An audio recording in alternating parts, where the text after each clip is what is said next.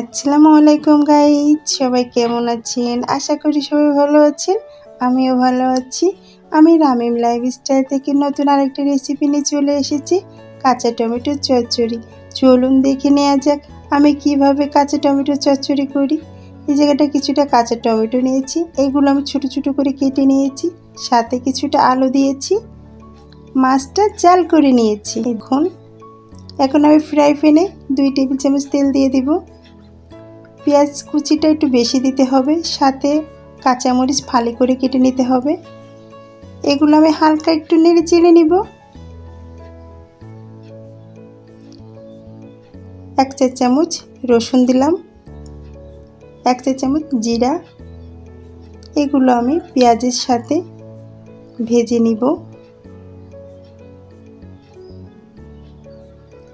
ভিডিওটা দেখতে দেখতে একটা লাইক তো দেয়াই যায়, প্লিজ একটা লাইক দিয়ে দিবেন।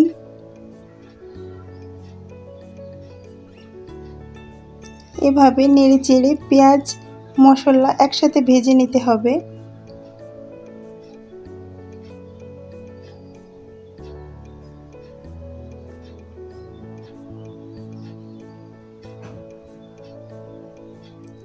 মশলাটা ভাজা হয়ে যাবে, পেঁয়াজটাও কিন্তু কাঁচা থাকবে না, একেবারে পেঁয়াজটা ভাজাও যাবে না, তাহলে কিন্তু কাঁচা টমেটোর স্বাদটাই নষ্ট হয়ে যাবে।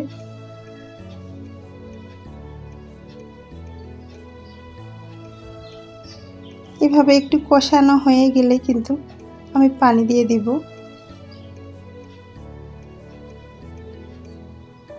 এখন আমি হাফ কাপ পানি দিয়ে দিলাম।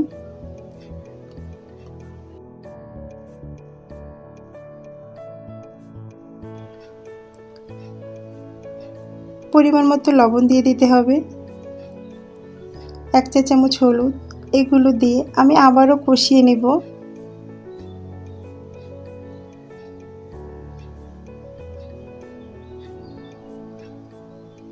প্লিজ আমার ভিডিওটা ভালো লাগলে কমেন্ট করে বলবেন, লাইক করতে ভুলবেন না। যারা সাবস্ক্রাইব করেন নাই প্লিজ সাবস্ক্রাইব করে দিবেন। এই দেখুন কষানো হয়ে গেলে কিন্তু মশলা দিয়ে কিন্তু তেল ছেড়ে দিবে। এখন আমি আস্তে আস্তে ওই টমেটোগুলো দিয়ে দিব,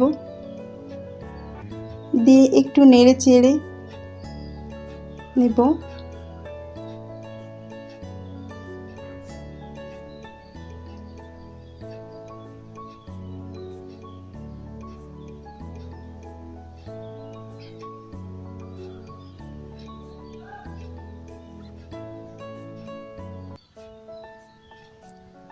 মাঝারি আঁচে 2-3 মিনিটের জন্য ঢেকে দেব।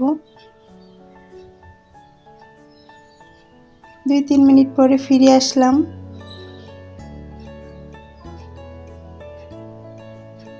আবার সুন্দর করে নেড়ে চেড়ে দিব। এই দেখুন কতটা পানি বেরিয়েছে।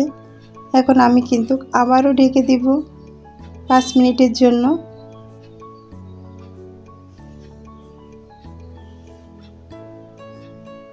5 মিনিট পরে ফিরে আসলাম। এই দেখুন পানিটাও শুকিয়ে গিয়েছে, টমেটোও সেদ্ধ হয়ে গিয়েছে, আলুটাও সেদ্ধ হয়ে গিয়েছে। এখন আমি সুন্দর করে কষিয়ে নিব।